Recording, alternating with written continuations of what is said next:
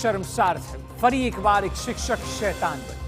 ઘટના જૂનાગઢની છે કે જ્યાં સરકારી વિનયન કોલેજના લંપટ પ્રોફેસરનો ચહેરો બેનકાબ છે।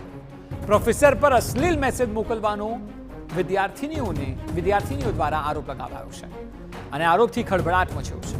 આખી ઘટનાની વાત કરીએ તો ભેસાણની સરકારી વિનયન કોલેજના પ્રોફેસરે વિદ્યાર્થીનીઓને વોટ્સએપમાં અશ્લીલ મેસેજ કર્યા।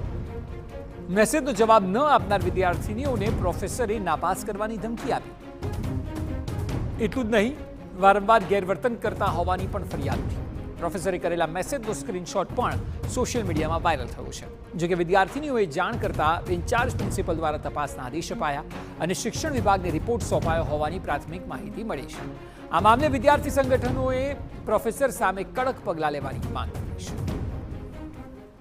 આજે અખિલ ભારતીય વિદ્યાર્થી પરિષદ માંગ કરે છે કે જે પણ કેમ્પસની અંદર સચિન પીઠડિયા જેવા પ્રાધ્યાપકને ક્યારેય પણ સાખી ન શકાય, એટલે ગુજરાતના એક પણ કેમ્પસની અંદર આની બદલી નહીં પણ એને ફરજ મુક્ત કરવામાં આવે એવી વિદ્યાર્થી પરિષદ માંગ કરે છે અને યોગ્ય તપાસ થાય, યોગ્ય તપાસ બાદ યોગ્ય કાર્યવાહી કરવામાં આવે। સાથે સાથે આ કેમ્પસની અંદર બહાર પૂરું કરી અને વિદ્યાર્થી બહેનો આવેલી હોય એટલે હજી બધી 18 વર્ષ પણ પૂરા નથી થયા એવા નાબાલિગ બહેનો છે, એટલે પોલીસ, કલેક્ટર સાહેબ અને બધા લોકો આ વિષયનું જ્ઞાન લે અને પોલીસ પોતે ફરિયાદી બને અને આવા નરાધમ સામે કાનૂનના પગલાં લેવા જોઈએ।